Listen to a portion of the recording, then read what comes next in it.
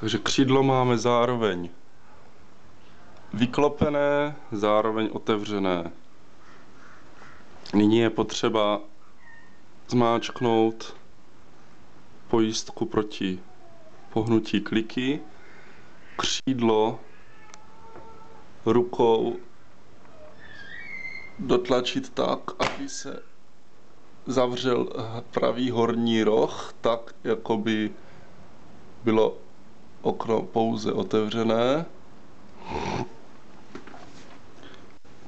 Současně při stále zmáčknuté pojistce pohnout klikou nahoru